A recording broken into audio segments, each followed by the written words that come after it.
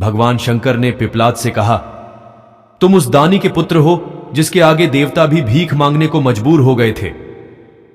इतने बड़े दानी के पुत्र होकर भी तुम भिक्षुकों पर क्रोध करते हो। महर्षि दादिची के पुत्र का नाम था पिपलाद।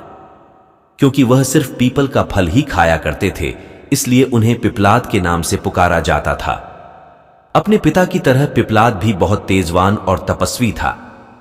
जब पिपलाद को यह पता चला कि देवताओं को अस्थिदान देने के कारण उनके पिता की मृत्यु हो गई, तो उन्हें बहुत दुख हुआ।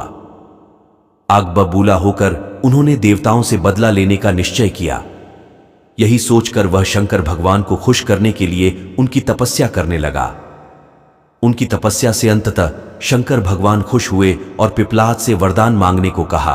पिपलाद ने भगवान से प्रार्थना की, हे आशुतोष, मुझे ऐसी शक्ति दो जिससे मैं देवताओं से अपने पिता की मृत्यु का बदला ले सकूं। भगवान शंकर तथास्तु कहकर अंतर्ध्यान हो गए।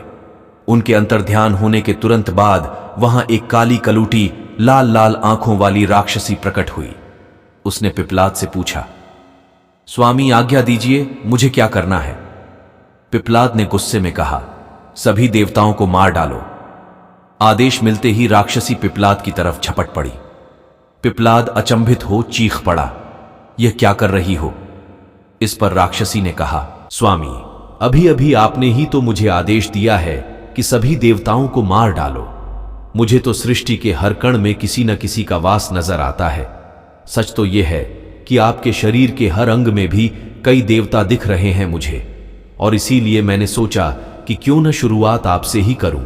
पिपलाद भयभीत हो उठे। उन्होंने फिर से शंकर भगवान की तपस्या की। भगवान फिर प्रकट हुए। पिपलाद के भय को समझकर उन्होंने पिपलाद को समझाया, वत्स, गुस्से में आकर लिया गया हर निर्णय भविष्य में गलत ही साबित होता है। पिता की मृत्यु का बदला लेने की धुन में तुम यह भी भूल गए कि दुनिया के कण कण में भगवान का वास है। यह सुनते ही पिपलाद का क्रोध शांत हो गया और उन्होंने भगवान से क्षमा मांगी। इस तरह एक बार फिर देवत्व की रक्षा हुई।